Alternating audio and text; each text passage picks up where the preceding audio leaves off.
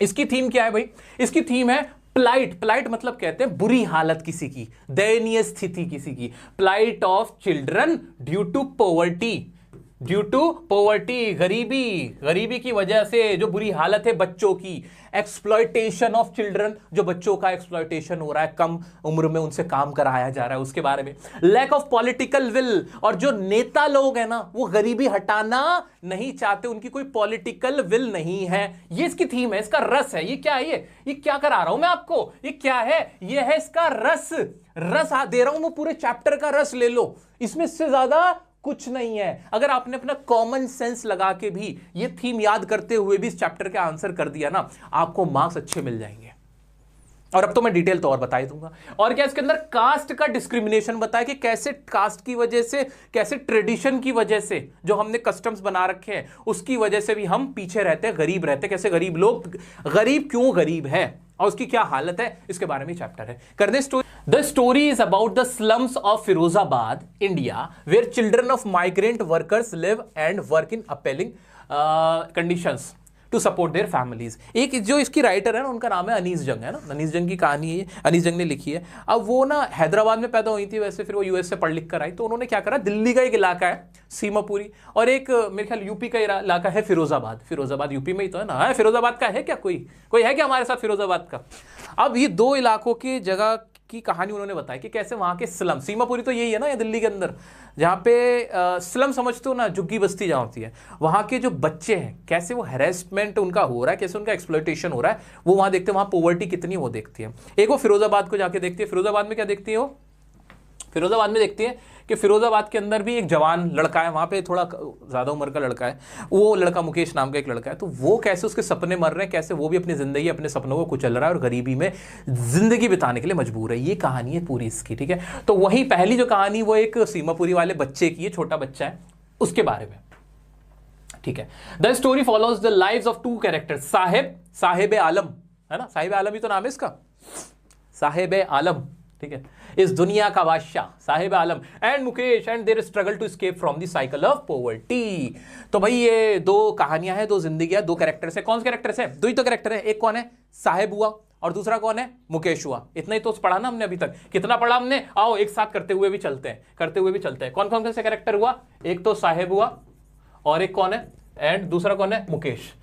तोड़ लेंगे ये जो चैप्टर है हमारा, क्या ये है, क्या बताया मैंने? चैप्टर क्या होता है? कोकोनट होता है। क्या होते हैं लेसन? कोकोनट है, नारियल है, उसको हम क्या कर रहे हैं? तोड़ रहे हैं और उसका रस निकाल रहे हैं। चलो तोड़ दिया। एक तो वो हमारा साहिब के बारे में सारी बातें यहां लिखेंगे, मुकेश के बारे में सारी बातें यहां लिखेंगे, और फिर कैरेक्टर स्केच भी हमारा अपने आप ही बन जाएगा। आओ चलो पढ़ते हैं, ठीक है। समटाइम्स आई फाइंड अ रूपी इन द गार्बेज, ठीक है। कभी कभी ना मुझे एक रुपया मिल जाता है गार्बेज में, गार्बेज से मिल जाता है, कूड़े से। This story is about a boy named Sahib, a young boy who works as a rag picker, कूड़ा बीनने वाला। रैग पिकर इंपॉर्टेंट वर्ड है। तो साहिब कौन है? साहिब कौन है? अ रैग पिकर। कौन है? अ रैग पिकर। बच्चों मैं कुछ भी रटने को कह रहा हूं क्या आपसे? क्या हमें कुछ भी रटना पड़ रहा है? नहीं, हम तो समझ रहे हैं, स्टोरी याद रह जाएगी। चलो, रैग पिकर है, कूड़ा बीनने वाला। कौन? साहिब क्या है? कूड़ा बीनने वाला है। क्यों कूड़ा बीनता है वो? बिकॉज ही केम टू, और कौन है वो? He came with his family because his house was destroyed by storms in Dhaka, Bangladesh. Bangladesh में तूफान आया था। उसकी मम्मी उसको बताती है कि बांग्लादेश में तूफान आया था, और जिसकी वजह से ना उनका घर पूरा तबाह हो गया, और वो भाग के कहां गए? सीमापुरी आ गए। ये बात राइटर को कैसे पता? क्योंकि राइटर ना सीमापुरी गई थी जब राइटर की, जो अनीस जंग है ना इनका नाम, तो ये जो राइटर है उनकी जब बातचीत हुई किससे? साहिब से, तो साहिब ने उनको ये सारी बातें बताई, ठीक है। चलो जी आगे बढ़ते हैं। तो फिर ये कहानी किसकी है, क्या बता रहे हैं उसमें? साहिब कौन है? साहिब बांग्लादेश से, ढाका से, बांग्लादेश की राजधानी ढाका से। He came from Bangladesh. Who is Sahib? Sahib is a young boy who came from Bangladesh with his family and living in Seemapuri. कहां रह रहा है? सीमापुरी में रह रहा है, ठीक है। यही तो है ना, ठीक है। आ जाते हैं, आगे बढ़ते हैं। His dreams of escaping his life of poverty and one day going to school. उसका ड्रीम क्या है, सपना क्या है? कि वो ना ये गरीबी की जिंदगी से छुटकारा पा जाए और एक दिन स्कूल जाए। स्कूल जाना उसका सपना है। He has no knowledge of anything. He has never been to school. थोड़ा छोटा कर देते हैं इसको। He has never been to school. He has never been to school का मतलब वो कभी स्कूल नहीं गया है साहब. And he has no knowledge of anything outside of his community. उसे अपनी कम्युनिटी, अपने परिवार के अलावा जो भी उसके ट्राइब है जहां भी वो रह रहे हैं उसके अलावा उसको किसी भी चीज की नॉलेज नहीं है. He spends most of his days working long hours in the factory and has no time for play or education. उसका ज्यादातर काम तो फैक्ट्री में काम करते हुए बीतता है और ना उसके पास खेलने को खिलौने, ना वो खेलता है, ना वो पढ़ता है, ना खेलता है, सिर्फ वो काम करता है. रैग पिकिंग का कूड़ा बिनने काम करता है और फैक्ट्री में काम करता है. आगे बढ़े. The narrator suggest that Sahib should go to school. Narrator को लगता है कि साहिब को स्कूल जाना चाहिए, बट ही सेज, वो उससे कहती है कि तुम स्कूल क्यों नहीं जाती हो. जब नरेटर मिलती है ना साहिब से, साहिब कौन है, साहिब एक बच्चा है ना, बांग्लादेश का बच्चा, सीमापुरी में रह रहा है. So वो कहता है बट इसे there is no school in his area. वो कहता है हमारे एरिया में कोई स्कूल है ही नहीं. The narrator promises to start a school but Sahib realizes that people like him are often promise things that are not kept. लेकिन इस पे नरेटर क्या कहती है भाई तुम स्कूल क्यों नहीं जाते, why don't you go to school. तो साहिब कहता है, Sahib said that because we don't have any school in our area, हमारे एरिया में कोई स्कूल नहीं है. देन नरेटर प्रॉमिस करती है, क्या कहती है, प्रॉमिस करती है that I will open up a school, I will set up a school in your locality. But जो नरेटर होता है वो कहता है नहीं, the people like you just keep promising, you never deliver. आप लोग अपने जो प्रॉमिस होते हैं उनको कीप अप नहीं करते हो और आप डिलीवर नहीं करते हो, आप ऐसे ही बोलते हो. इतना समझ में आ रहा है, समझ में आ रहा है. फिर क्या होता है. Children living in extreme poverty walk barefoot on the streets. जो गरीबी में बच्चे रहते हैं वो ना चप्पल नहीं पहन रहे होते. And how this may be due to lack of resources rather than tradition. वो कहते हैं कि ये ज्यादातर ना राइटर को लगता है कि ये किसकी वजह से होता है, क्योंकि उनके पास रिसोर्सेज नहीं, पैसे नहीं. लेकिन वो बच्चे लोग कहते हैं कि ये हमारा कल्चर है, ट्रेडिशन है. क्योंकि वो जब कहती है ना, राइटर से पूछती है साहिब से, तुमने जूतियां कहाँ है तुम्हारी, कहाँ है तुम्हारे आपके जूते कहाँ है, वेयर आर योर शूज. तो वो कहते हैं कि मैं ना शूज नहीं पहनता. उसका वो क्या कहते हैं, हमारे यहाँ पहने नहीं जाते, मम्मी ने रख रखे हैं. मम्मी ने कहाँ रखे हुए, मम्मी ने ना संभाल के रखे हुए हैं, मैं पहनता नहीं हूँ. अगर मम्मी दे भी देंगी ना तो बराबर वाला बोलता है कि ये फेंक देगा, क्योंकि हमारा ट्रेडिशन है नंगे पैर घूमने का. कैसे, बेयर फुट. वर्ड इंपॉर्टेंट क्या है, बेयर फुट घूमने का हमारा क्या है, ट्रेडिशन है. जबकि ये सच्चाई नहीं है. राइटर को क्या लगता है कि वो बेयर फुट इसलिए रहते हैं because they don't have resources rather than tradition. Tradition से ज्यादा रिसोर्सेज का प्रॉब्लम है. Incident where a man from UDP prayed for shoes as a child and his prayers were eventually answered. फिर यहाँ पर इसी कहानी में, इस चैप्टर में ना, जो नरेटर है हमारी, कौन है नरेटर, अनीस जंग है ना इसकी नरेटर. वो बताती हैं, वो क्या बताती हैं, वो बताती हैं मेरे बच्चों कि कैसे एक बच्चा था मंदिर में रहता था और जिसका सपना था जूते का, और उसको फिर वो जूते मिल गए थे. ठीक है जी, अनीस जंग ही तो है. हाँ जी, अनीस जंग मैडम है हमारी. आ जाओ आगे बढ़ जाते हैं. Sahib and his family are from a place called Simapuri near Delhi, where the rag pickers who came from Bangladesh in 1971 live. They are not given any official identity or permits except for ration cards that only help them to eat and vote. उनको ये बात तो हमने बताई थी कि भाई साहिब आलम कौन है, साहिब कौन है, वो सीमापुरी में रहता है, बांग्लादेश से आया है, और क्या है, और उनको ना कोई ऑफिशियल आइडेंटिटी मिली है, उन्हें सिर्फ राशन कार्ड मिले और कुछ भी नहीं है, और उनको ना वोट देने का अधिकार है, only help them to eat and, अच्छा उन्हें वोट देने का अधिकार है और सिर्फ खाने का अधिकार है. They are not given any official identity or permits except for ration cards that only help them to eat and vote. Okay, आगे बढ़ते हैं. The story ends by saying that Sahib had found a new job at a tea stall where he is paid a little more and is given meals. अब ना story यहाँ पे खत्म होती है वाली कि जो साहिब है ना, अब उसको नई जॉब मिल गया. वो रैग पिकिंग का काम नहीं करता. पहले तो रैग पिकर ऐसे कूड़ा बीनता था, ऐसे जाके कूड़ा बीनता था, है ना. और वो कहता था कि उसको ना उसमें गोल्ड मिलता है. उसके लिए कूड़ा क्या है, गार्बेज क्या है, गोल्ड है. क्योंकि उसको वहां क्या मिल जाते थे, कॉइन्स मिल जाते थे, पैसे मिल जाते थे. उसके लिए क्या है, कूड़ा गोल्ड की तरह था. ठीक है, वो अपने आप को साहिब आलम कहता था, खुश होता था कि भाई मैं दुनिया का किंग हूं, किंग ऑफ द वर्ल्ड हूं, है ना. लेकिन अब क्या हुआ था, उसको न्यू जॉब मिल गई. स्टोरी में पता चलता है कि राइटर को पता चलता है कि अब ना उसको न्यू जॉब मिल गई. एक टी स्टॉल पे, एक चाय की दुकान पे मिल गई नई जॉब, जहां उसको थोड़ा ज्यादा पैसा मिल जाता है, दो वक्त का खाना मिल जाता है. But is no longer carefree and misses his freedom. लेकिन अब वो ना केयर फ्री नहीं रहा, अब वो अपनी फ्रीडम को मिस करता है. अब उसको आजादी नहीं रही, क्योंकि अब वो किसी का नौकर बन गया है. The steel canister he now carries seems heavier than the plastic bag he used for rag picking. वो कह रहे जो स्टील का कनस्टर वो लेके घूमता है ना, वो ज्यादा भारी है उस प्लास्टिक बैग से जो वो अकेले घूमता था रैग पिकिंग करते हुए. So this is the story. ठीक है, the story highlights how rag picking has become an art form for them and for children like Sahib. Finding even a small amount of money is a big deal. Sahib is later seen wearing a pair of tennis shoes that he was very happy about. तो इसमें writer आगे बताते हैं कि उनको लगता है, वो बताते हैं कैसे रैग पिकिंग, कूड़ा बीनना भी एक आर्ट फॉर्म हो सकती है पैसा कमाने के लिए। और बाद में ना साहब को वो देखती है कि वो एक टेनिस शूज पहने हुआ होता है और जिसमें वो बहुत खुश होता है, that he was very happy about. बाद में उनको नजर आते हैं शूज़ पहने हुए, तो यानी वो झूठ बोल रहा था जो कह रहा था कि चप्पल नहीं पहनते, उनका ट्रेडिशन है। एक्चुअली सच्चाई ये थी कि he doesn't have any shoes, ठीक है, उसके पास कोई शूज़ नहीं थे। तो ये तो पहला पार्ट है इस स्टोरी का जहाँ साहिब आलम के बारे में बात हुई है। तो साहिब आलम के बारे में क्या क्या बात हुई है जरा देख लेते हैं कि एक रैग पिकर है, पुअर है, बांग्लादेश से है ना, बांग्लादेश से है, कहाँ रहता है, सीमापुरी में रहता है कि नहीं, हाँ ठीक है। और उसका ड्रीम क्या है, ड्रीम स्कूल जाने का है, कहाँ स्कूल जाने का है ना। बिलीव नहीं करता, कोई प्रॉमिस कीप करता है तो ही डजंट बिलीव, आउटसाइडर्स उनको बिलीव नहीं करता, है ना। बेयर फुट रहता है, कैसे रहता है, बेयर फुट नंगे पांव रहता है कि नहीं साहिब आलम हमारा, हाँ ठीक है। बाद में कहां चला जाता है, टी स्टॉल पे काम करने लगता है। अब वहां पे उसको क्या मिलने लगता है, मील मिलने लगता है, फूड मिलने लगता है और पैसे मिलने लगते हैं, थोड़े ज्यादा पैसे मिलने लगते हैं। फाइनली वो क्या दिखता है, टेनिस शूज पहने हुए राइटर को वो नजर आता है। इतना समझ में आया कि नहीं, क्या इसमें साहिब आलम के बारे में यही बातें थी कि नहीं।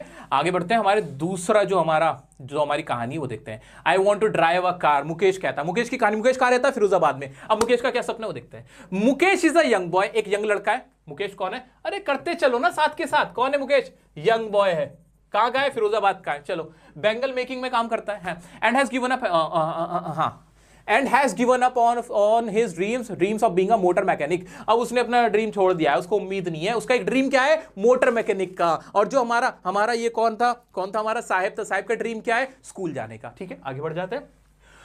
हाँ, and has given up himself to a life of working in the same Bengal factory as his father।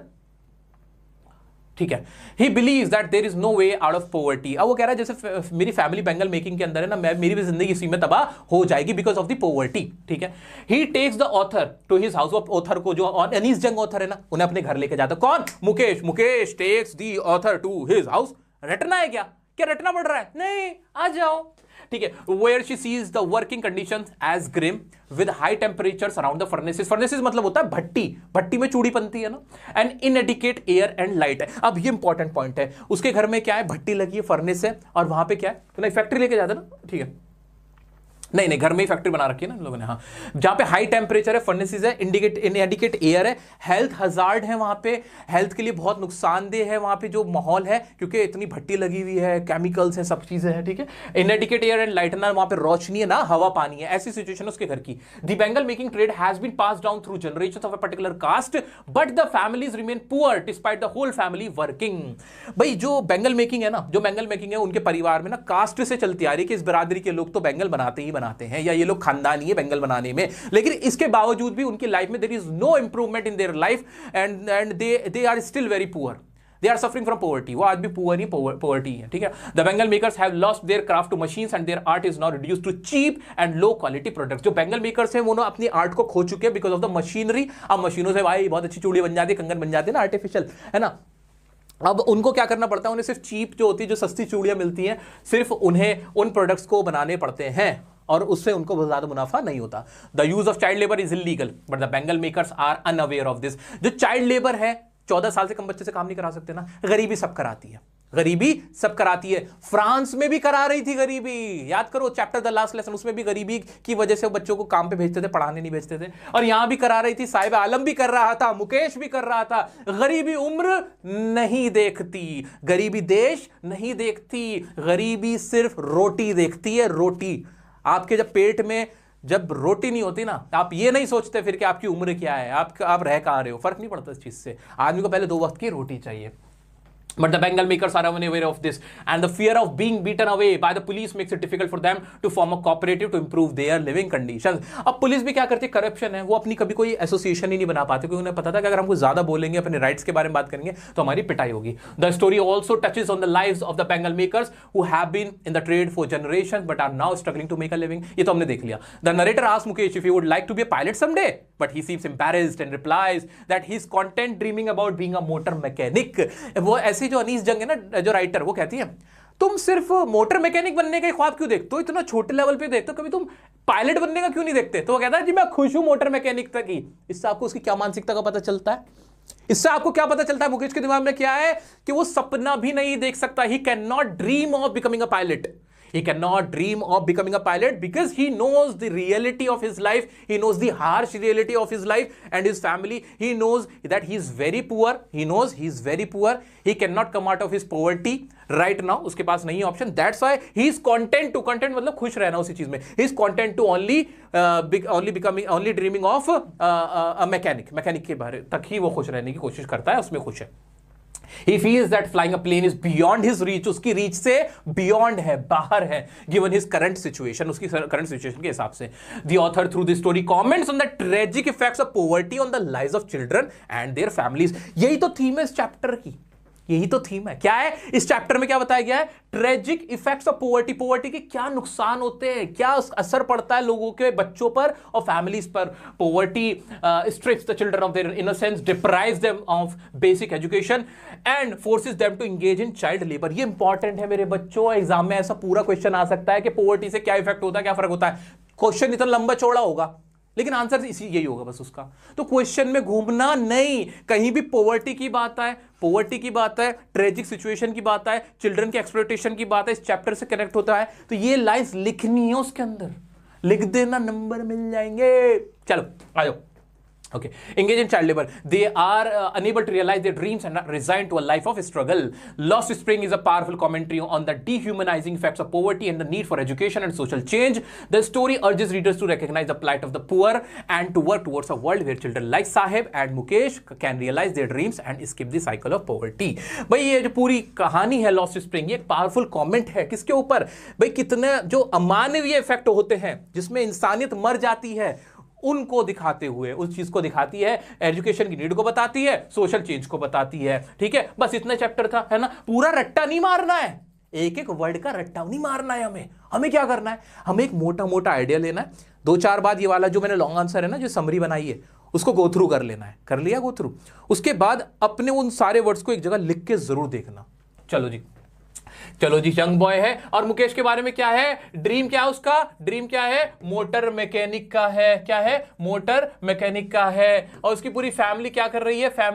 Family generation से किसमें लगी हुई है? किसमें लगी है? बेंगल मेकिंग में लगी हुई है. बेंगल मेकिंग में लगी हुई है. और ही कैन नॉट किया ड्रीम ऑफ, किस चीज का ड्रीम नहीं कर सकता? पायलट बनने का. ये वाली बात है कि नहीं? है कि नहीं? हाँ बिल्कुल है. और उसका घर कैसा है? उसका घर कैसा है? सॉरी, घर कैसा है? वहां पे क्या है? फर्नेस है. उसके घर में भट्टी है ना. उसके घर में फर्नेस है. और क्या है? नो एयर लाइट, ये है सब कुछ है ना. और चारों तरफ ऐसे इलाकों में क्या होगा? स्लम्स के अंदर क्या होगा? गंदगी होगी कि नहीं, है ना. डर्टीनेस होगी कि नहीं सारे में, है ना. फिल्थ होगी कि नहीं, है ना. ये चीज लिख सकते हो. बस इन दोनों की कहानी यही है कि नहीं, मुझे बता दो. कैसे अलग कहानी है? इतना कर लोगे हो जाएगा ना? बिल्कुल हो जाएगा सर. आओ कुछ क्वेश्चन देख लेते हैं ना जल्दी से. Garbage to them is gold, how do rag pickers of Seemapuri survive. भाई गार्बेज उनके लिए गोल्ड है क्योंकि उसमें से उनको 1-2 कॉइन्स के मिल जाते हैं और जिससे वो बड़े खुश हो जाते हैं. Describe the living conditions prevailing in Firozabad. Mention why the bangle making business does not give Bengal makers a comfortable life. भाई लिविंग कंडीशन बता दो फिरोजाबाद की क्या है बेंगल मेकर्स की. भाई वो पुअर है क्योंकि जब मशीन्स आ गई थी, वही हमने पढ़ा था ना भी कि मशीन्स आ गई थी. बार बार क्या रिपीट करूं, मशीन्स आ गई थी उसकी वजह से उनका काम उनका काम और कम हो गया था. वो रिड्यूस हो गए थे किस तक के, वो जो हैंडमेड बनाते थे बड़े चीप बेंगल बनाते, बस उस तक सीमित हो गया. जो पुलिस वाले हैं वो उनका एसोसिएशन नहीं बनाने देते, उनको मारते पीटते हैं. ये वजह. How is Mukesh attitude towards his situation different from that of Sahib. Mukesh का एटीट्यूड और साहिब का एटीट्यूड में फर्क है था. भाई साहिब का जो एटीट्यूड था वो अपने आप को किंग बोलता था ना, मैं साहिब आलम हूं, ये है. और मेरा जो वो पॉजिटिव रहता था, खुश रहता था क्योंकि वो बच्चा था. मुकेश कहीं ना कहीं ऑप्टिमिस्टिक नहीं था. वो जो रियलिटी में जीता था, हार्श रियलिटीज में जीता था, जबकि साहिब एक बच्चा था, है ना. तो फर्क था दोनों के एटीट्यूड में. हाँ, मीनिंग ऑफ फिल्थ क्लियर हो गया. अच्छा, एक चीज़ मैंने मेरी शायद स्लिप ऑफ टंग हो गई, मुझे एक बार करेक्ट कर देना. मैंने यहाँ पे आपको क्लियर कर दिया था ना कि जो मुकेश का एटीट्यूड था वो ज़्यादा ऑप्टिमिस्टिक था. जो साहिब था वो सिंपल था, उसका बहुत ज़्यादा क्लियर माइंडसेट नहीं था कि मुझे यही करना है. मुकेश मोटर मैकेनिक बनना चाहता था, तो साहिब का एटीट्यूड डिफरेंट था और मुकेश का डिफरेंट था. ठीक है, मुझे लगा कि मैंने नाम साहिब का ले दिया ऑप्टिमिस्टिक में, जबकि ज़्यादा ऑप्टिमिस्टिक कौन था, क्लियर कौन था? मुकेश. हाँ जी.